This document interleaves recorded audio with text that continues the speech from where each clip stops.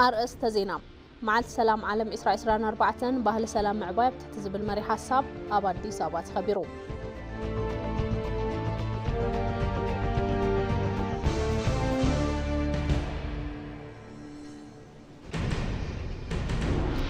ኢትዮጵያ ለውጥ ሀባብ አየር ንምጽዋር ተካይዶ ዘላ መርሃ ግብረ ሐምሌ 10 ዝናር ተግባር መሆኑ ኣብ ኢትዮጵያ ሓጋዚ ጸሓፉ ብሕቡራት መንግስታት ዶክተር ራሚዝ አላክባሮው ተዛሪቦም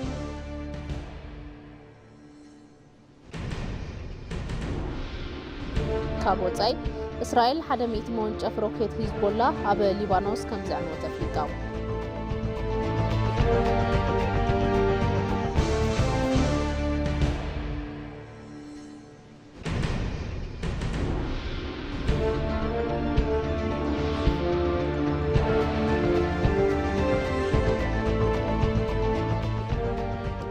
سلام طنا بلاي كما تمسيوز خبركم تملكتنا ساعات حدا هوينو ما زين حزنا قريبنا لنا مس زيناتات دما نظريت بري حبيركم كتصنيحي فلما حصر زيناتات معلتي سلام عالم اسراء 24 بهل سلام معبايب تحت زبل مري حساب ابادي سابات خبيرهم ابتسنا سرعات منيستر سلام ودب حبرات منغستات تكالا سباو مسل كمون تكالا سيفيل محبر السب وش تعدن وصان ترخيبهم يوم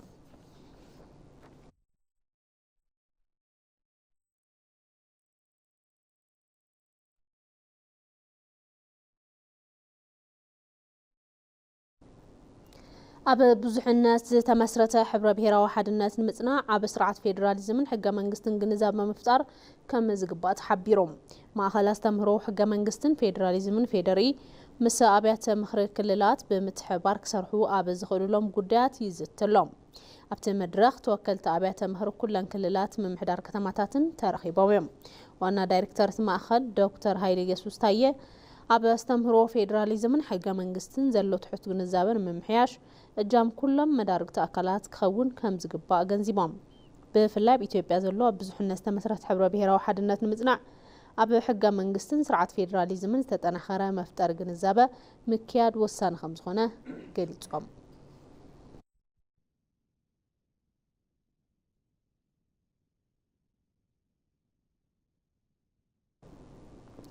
بحصر الشرف وصائي كي تجمروا تصنحوا بروجكتات هبز عمد كجمريهم كبل حيل إلكتريك إثيوبيا فليتهم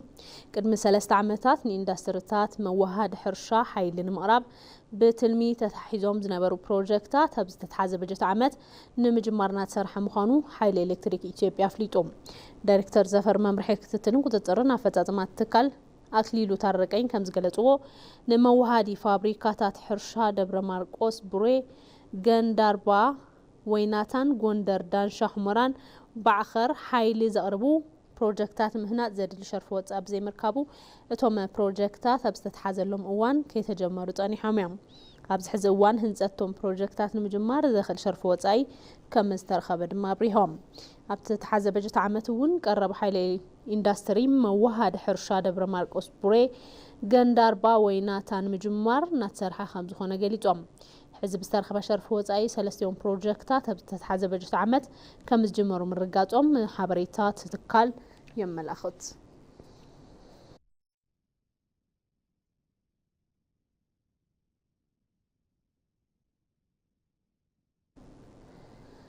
عالم لخ ايجنسي اتوميك انرجي اثيوبيا اب عوده حكمنا تمرتن كالوت عودتاتن وغنتهم نتركب تغبارات كم زحجز فليطوم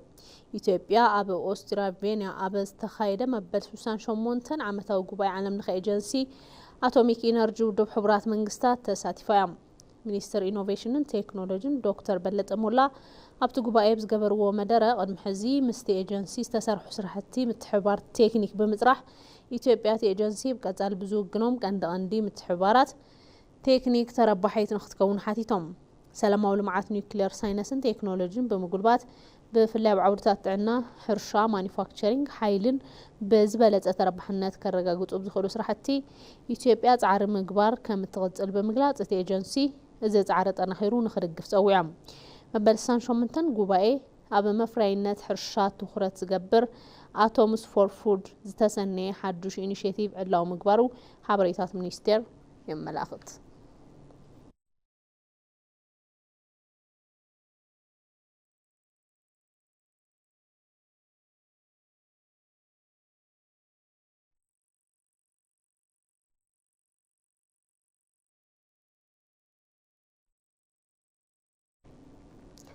بعد مسكال عجامة هيمانتاون بهلاون كبرتات وعقيون مخبار أخذ مدلو خمس تجبرة محبر لمعات عجامة فليتهم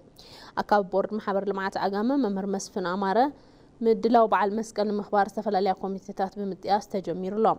إثن كوميتيتات لأنه وعلى سراحتي أبحث إرجزي بموجان جزء مرها قبل كبابرات بعال بمدلو نابت أكبر كم زاتو أفليتهم مرها قبل سبورت أو الدرات بشكليتا كعسو قرن كعسو سكيتن عبد كنيات مسكال فزهم زلو تجبرات مخانم بمحبار كالوت كابد الربع المسكال جميرهم زفتزمو نتفتات دما وعلى انفستمنت والدرات بهلاو تبقى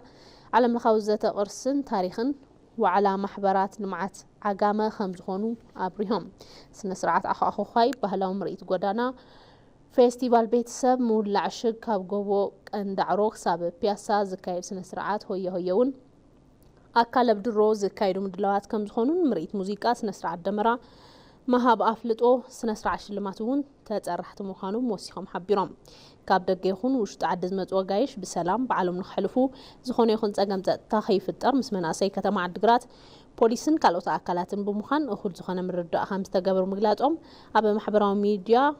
بيت صحفات قدات كوميونيكيشن دخلت ماس ترحب حبريتا يرد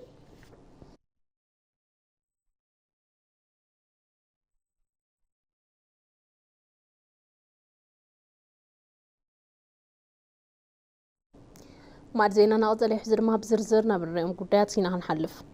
إثيوبيا لو تخباب أيار نمزوهر تكايدو زلا مرها قبر حملو أسر زنا عد تكبار مخانو أبي إثيوبيا حقات صحفو دو حبرات منقستات دكتور راميز ألاكباروف تزاريبهم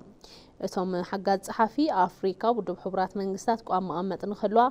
ممحياش كجبار كام زلون أتحساسيبهم نتسابساب قوش ملسو جيتاتشو عالمو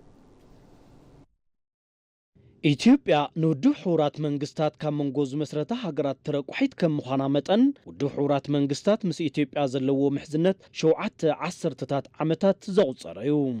ልዕሊ 26 ኤጀንሲ ትካል እውን ኣብ ኢትዮጵያ እናሰርሑ ይርከቡ ውድብ ሕቡራት መንግስታት ኣብ ኢትዮጵያ ዝዓመሞም ቀንዲ ጉዳያትን ንቐጻሊ ክፍጽሞም ዝዓለሞም ተግባራትን ብዝምልከት ብፍላይ ምስ ኢቲቪ እንግሊዝኛ ፕሮግራም አዲስ ዳያሎግ ጻንሒት ዝገበሩ ኣብ ኢትዮጵያ ሓጋዚ ጸሓፊ ውድብ ሕቡራት መንግስታትን መተሓባበሪ ሰብኣዊ ሓገዝን ዶክተር ራሚዝ አላክባሮብ ኢትዮጵያ ኣብ ዓውድታት ሕርሻ ኣብ ለውጢ ከባቢ ኣየርን ኣብ ኢኮኖሚን ዝገበረቶም ምምሕያሻት ንኢዶም Ethiopia has demonstrated a very good progress here. ኢትዮጵያ ኣብ ዝተፈላለዩ ዓውድታት ማለት እውን ኣብ ሕርሻ ኣብ ለውጢ ከባቢ ኣየርን ኣብ ፖሊሲ ማክሮ ኢኮኖሚን እናካየደቱ ዘላ ለውጢ ኣዝዩ ዝናድ እዩ እዚ ሃገር ካፒታል ዕዳጋን ዕዳጋ ተኮር ኢኮኖሚን ሪፎርም ተግባራዊ ትገብራላ እዚ ድማ ከም IMFን ባንክ ዓለምን ዝበሉ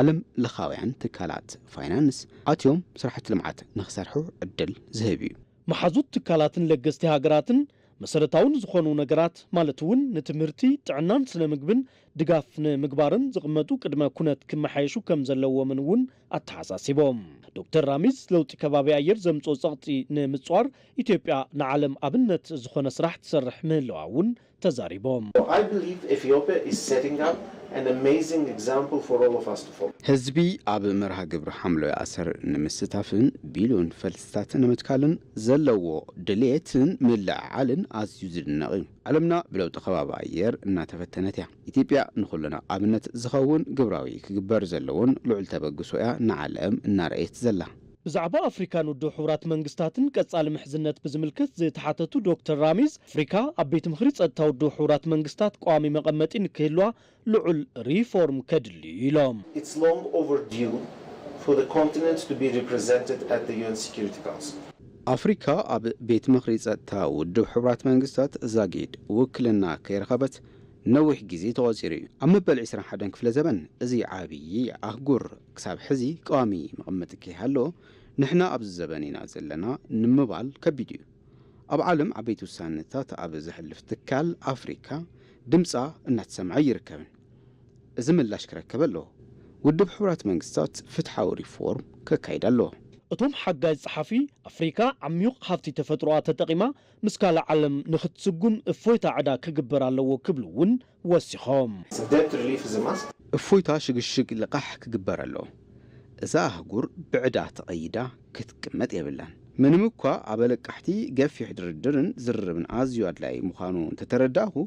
ኣፍሪካ ኣብ ዝተናውሐ ዕዳ ክትጸንሕ የብላን። ኩለን ሃገራት ኣፍሪካ ተለዋዋጢ እዋን ትሑት ወለድን ወለድ ኣልቦ ፋይናንስን ክረኽብኣ ይግባእ። ካብ 12 ክሳብ 13 መስከረም ዝካየድ ጉባኤ መራሕቲ ዓለም ንቤት ምኽሪ ጸጥታ ምምሕያሽ ሓዊሱ ዘላቒ ልምዓት ምቅልጣፍን ዓለም ለኻዊ ስርዓት ፋይናንስ መዛተይቲ ኣጀንዳታት እዮም ተባሂሎም።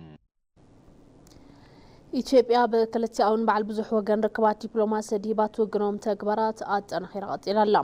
ብፍላይ ዝተፈላለዩ እዋናት ምስ ዝተፈላለዩ ሃገራት ዝገብሮም ዲፕሎማሲያዊ ዘተታትን ስምምዓትን ኢትዮጵያ በቲ ዘፈር ዝለዓለ ፀብለልታ እናርኣየት ምዃና ዘመላኽት ምዃኑ ተሓቢሮም። ኣብርሃም ፍስሓ ተወሳኺ ኣሎ። ኢትዮጵያ ኣብ ክልቲኣውን በዓል ብዙሕ ወገንን ርክባት ዲፕሎማሲ ዲባ ትውግኖም ተግባራት ኣጠናኺራ ቀፂላትሉ ትርከብ።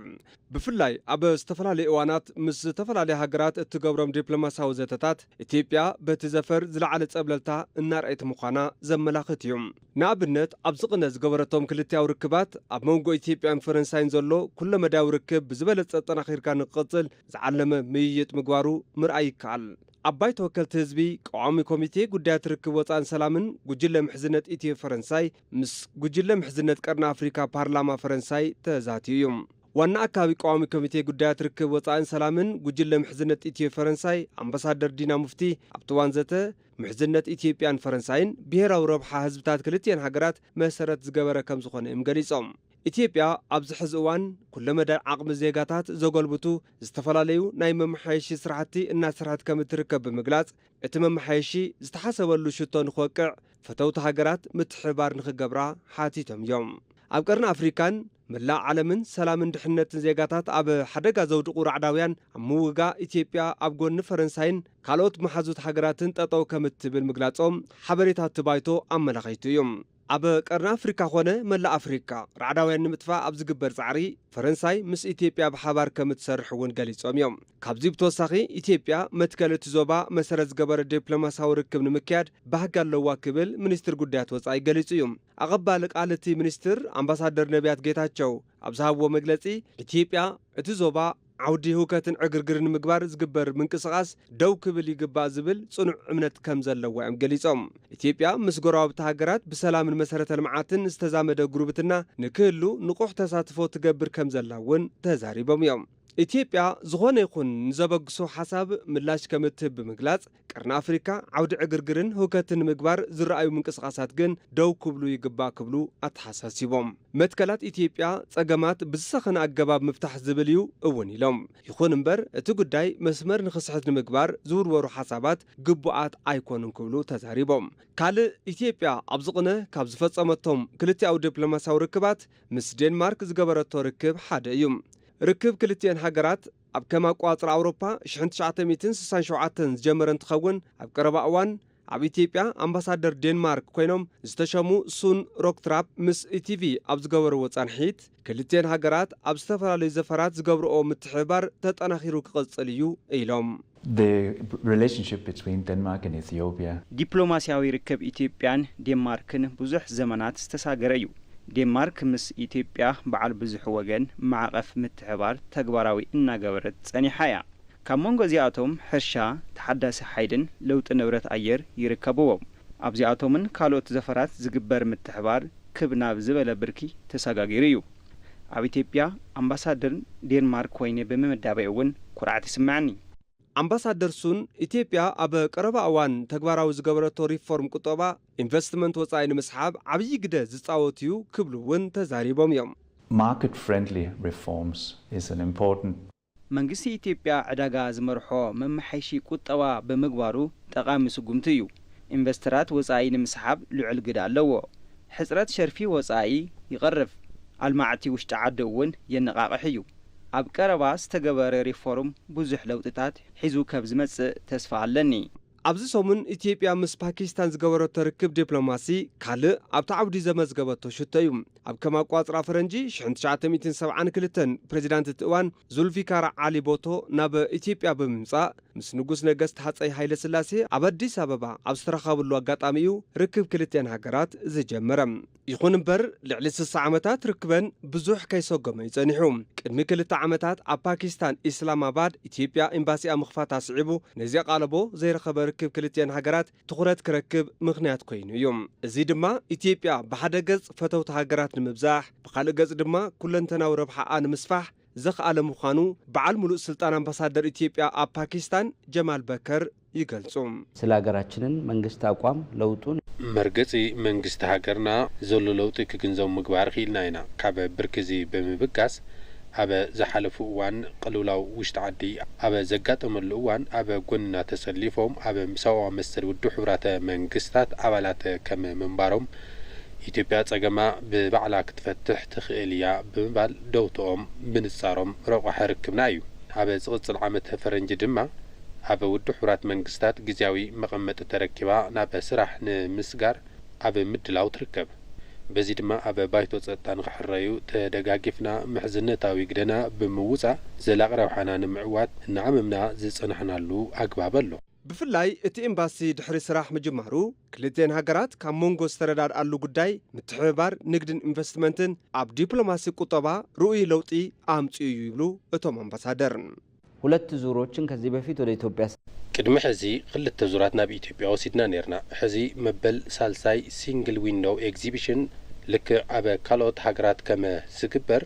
እዚ ማለት ኣብዚ ዓዲ ዝርከቡ እቶም ዝዓበዩ ኢንቨስተራት ብዝተፈላለየ ዘፈር ዝሳተፍሉ ለፍሬው ምህርቲ ንዕዳጋ ኢትዮጵያ ዘላልዩሉ እዩ ኣብ ኢትዮጵያ ዘሎ ጠለብ ዕዳጋ እውን ለገናዝብሉ ብኸይዲ ድማ ናብ ኢንቨስትመንት ዝሰጋገሩሉ ዓቕሚ ዝፈጥሩሉ እዩ 200-300 ዝኾኑ ቢዝነስ ኮሚኒቲ መጽኦም ማለት ንዓና ገዚፍ ነገር እዩ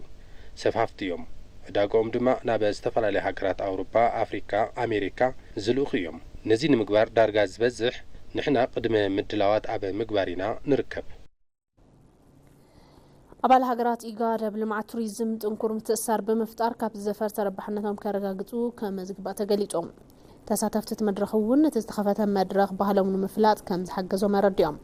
ምድብርሃን ገርማይ ዝርዝር ሒዛላ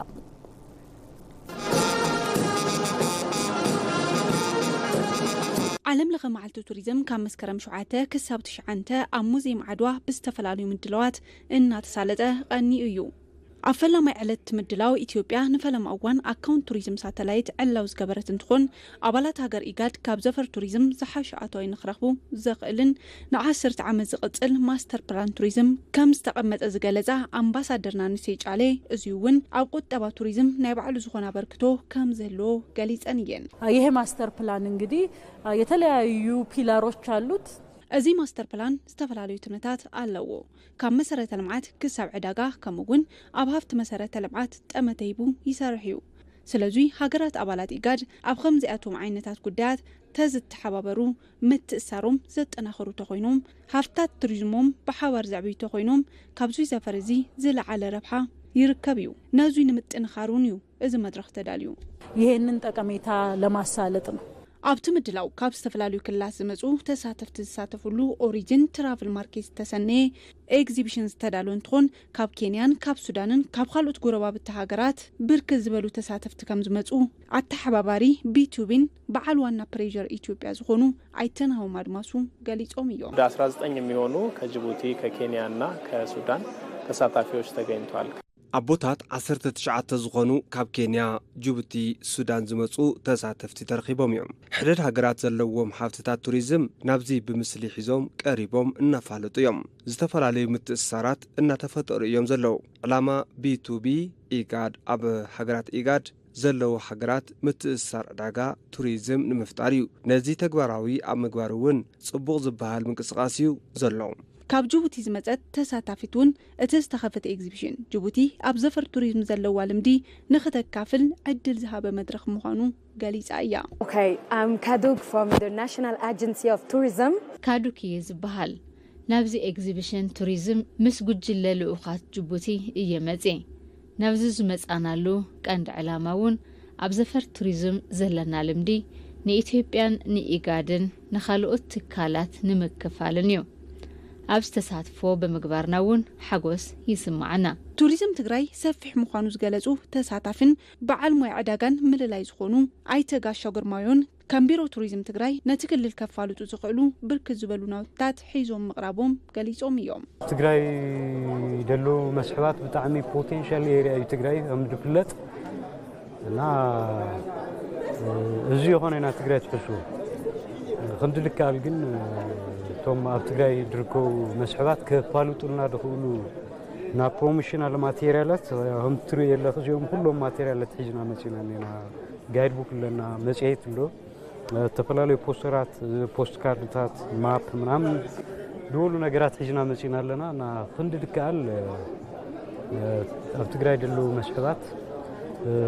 تايوم تي مبزعتو يدي فلتهم سبات سبلونا بليتوهم مسيولو كوجوني هندلكال نافالتنا نركب مالتي كبير ባህልን ቱሪዝም ክልል ቤንሻንጉል ጉሙዝ ዝመጹ ኣይተሽ መልስ እንደረይውን እቲ ዝተኸፈተ ኤግዚቢሽን ቱሪዝም ሀገር ንኽዓቢ ናይ ባዕሉ ዝኾነ አበርክቶ ከም ዘለዎ አርዲኦም እዮም ሰፊ የሆነ ተፈጥሮ ፏፏቴዎች ያለበት አካባቢ ሰው ሰራሽም የሆኑ ፏፏቴዎች ያለበት አካባቢ ከዛም ባሻገር እንግዲህ ሰፊሕ ዝኾነ ተፈጥራዊ መንጫጫዕታ ሰብ ሰራሕን ዝኾኑ መንጫጫዕታ ዘለዎ ከባቢ እዩ ካብዚ ብተወሳኺ ክልል ቤንሻንጉል ታሪኻዊ ዝኾኑ ቦታታት ዘካተተ እዩ ንኣብነት እውን ቤተ መንግስቲ ሼህ እጀሌ ኣብ ሸጎሌ ዝርከበሎ እዩ ናቶም ጥንታዊ ቤት ፍርዲ ኣብ ከተማ ኣሶሳ ኣሎ እዩ ነዚ ብምስሊ ሒዝና ቀሪብና ኢና እዚ ኤግዚቢሽን ሃፍቲ ሃገር ንዓለም ኣብ ምልላይ ናይ ባዕሉ ዝኾነ ግደ ኣለዎ እዩ ከም ኦሪጅን ትራቭል ማርኬት ዝኣመሰሉ ኤግዚቢሽናት ቱሪዝም ሃፍቲ ሃገር ንዓለም ኣብ ምፍላጥ ዝለዓለ ግደ ከም ዘለዎ ዝገለጹ ኣይተጋሻው ግርማይ ከም ልምዲ ክውሰዱን ክጠናኸሩ ከም ዝግባእ ርእይቶኦም ሂቦም እዮም ከምዚኦም ዓይነት ኤግዚቢሽናት ክልመድሎም ታይ ኩሉ ግዜ ቱሪዝም ናብ ምፍላጥ ስራሕ ይደሊ ናምዚኦም ዓይነት መድረኻት ተፈሊጥኻ ኣብ ትግራይ ድርኮ መስሕባት ትግራይ ፖቴንሻል ኤሪያ እዩ ለኪ ከም ትናንቱ ተፈጥራዊ ሃይማኖታዊ ባህላዊ መስሕባት ሎ ብጣዕሚ ፖቴንሻል ለይተሰርሐሉ እዩ ለይተበልዐ ቦታ ኢና ኣብዚ ክሰርሐሉ ለና እዩ ከምዚኦም ዓይነታት መድረኻት ላትረኸብካ እቶም ኣብ ትግራይ ድሎ መስሕባት እናፋለጥካ ናብ ዕዳጋ ትቕየረሉ ናብኡ ኣቢሉ እውን እቲ ማሕበረሰብ ተረባሓ ዝኾኑሉ ትክልል بإيكونومي سلف سابسن تركون الدلات سلفتر هم زوم عينوت مدرخات كتاو لهم حساب كم على في ذلك نسلسته تخطاتلت معلتات ام موزيم عدوا باستفلالو مدلوات ان تخبر زقني معلت توريزم تمال علت تزازيمو يوم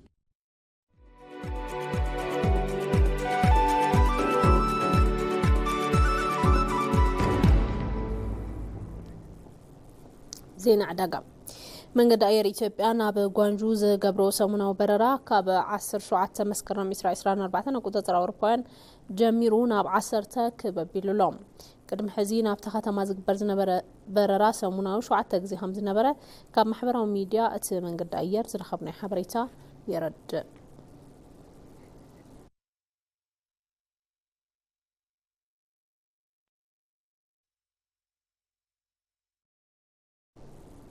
بدقوما منغستي فيدرال استغزا زيت بلعينا بكلل تግራይ مغعاز كم تجمره تكالمعات التاوتات اندستري ኢትዮጵያ ፍሊጦም መካይድ ስራሕ ቤት ጽሕፈት ተካልማዓት التاوتات اندستري ኢትዮጵያ ጨንፈር ማዕለ ወይዘሮ አብርሃት አንደ ሚካኤል ንግልጋሉ ዜና ኢትዮጵያ ከም ዝበለኦ ተخلل 6 ሚሊዮን ሊትሮ ዘይት ብልዒ ዘድልዮን ተኸውን ኣብ ሰሙነት ዘይቲ ካብ ወደብ ናብ ተخلل مغعاز ተጀሚሩሎም ኣብዚ ሕዚ እዋን 82,400 ሊትሮ ዘይቲ ንማሕበራት ሕብረት ስራሕ ንምክፍፋል ምድላውና ተገብረ ምዃኑ ብምሕባር ኣብ ተخلل ዕዳጋ ንምርጋዕ መንግስቲ ኣብ መሰረታዊ ሸቐጣት ዝገብሮ ድጎማ ተጠናኺሩ ክቕፅል ኢለን ክብል ጸብጸበ ግልጋሉ ዜና ኢትዮጵያ እዩ